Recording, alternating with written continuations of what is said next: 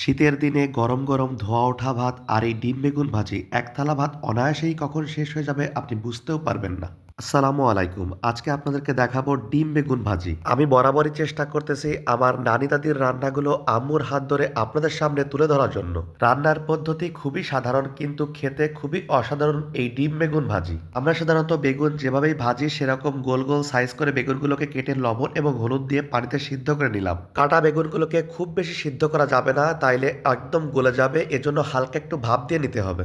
ডিম বেগুন ভাজার জন্য আমরা এখন একটা বেটার তৈরি করব। এখানে আপনারা মুরগির ডিম বা হাঁসের ডিম যে কোনো ডিমে দিতে পারেন। ডিমটাকে ভেঙে দেওয়ার পরে তারপর আমরা হলুদের গুঁড়া, লবণ, তারপর তো দিচ্ছি শুকনো মরিচের গুঁড়া, জিরে গুঁড়া এবং গরম মশলার গুঁড়া দিয়ে সুন্দর করে ডিমটাকে ফেটে নিব। বেটারটা তৈরি হয়ে গেলে আমরা কড়াইতে গরম তেল দেওয়ার পরে এবার এই সিদ্ধ বেগুনগুলোকে ওই বেটারে সুন্দর করে চুবিয়ে তারপরে গরম তেলের উপর ছেড়ে দিব।